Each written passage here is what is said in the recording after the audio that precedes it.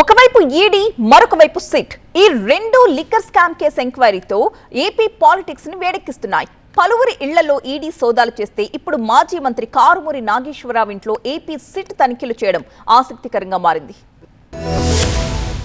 AP liquor scam case దర్యాప్తులో SIT మరోసారి దూకుడు పెంచింది. హైదరాబాద్లోని కారుమూరి నాగేశ్వరరావు ఇంట్లో సిట్ అధికారులు తనిఖీలు చేపట్టారు. మద్యం రవాణా టెండర్లలో కారుమూరి పాత్రపై సిట్ ఎస్పీ, ఇద్దరు డీసీపీలతో కూడిన బృందం విచారణ చేసింది.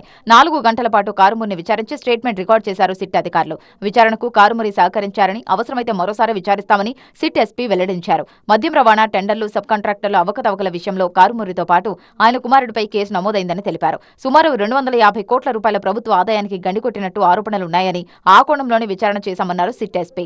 ఇక వయసు రీత్యా కారుమూరిని ఇంట్లోనే విచారించామని, ఆయన కుమారుడు సునీల్ ను మాత్రం సిట్ కార్యాలయంలోనే ఎంక్వైరీ చేస్తామని తెలిపారు. కోర్టు ఆదేశాల ప్రకారం సిట్ ముందు ఆయన కుమారుడు విచారణకు హాజరు కావాలన్నారు. అయితే అనారోగ్య కారణాలతో సునీల్ సమయం కోరారని, ఇదే విషయాన్ని ఉన్నతాధికారుల దృష్టికి తీసుకెళ్లామని సిట్ ఎస్పీ ప్రకటించారు. ఇదిలా ఉంటే ఏపీ లిక్కర్ స్కామ్ కేసులో ఇప్పటికే పలువురు ఇళ్లలో ఈడీ అధికారులు సోదాలు చేశారు. హైదరాబాద్, తిరుపతిలోని 11 చోట్ల ఈడీ అధికారులు తనిఖీలు నిర్వహించారు. హైదరాబాద్లోని విజయసాయిరెడ్డి నివాసంలో, తిరుపతిలోని చెవిరెడ్డి, మోహిత్ రెడ్డి ఇళ్లలో ఈడీ అధికారులు సోదాలు చేశారు. ఇప్పుడు కారుమూరి నాగేశ్వరరావును సిట్ అధికారులు విచారించడం ఆసక్తిగా మారింది.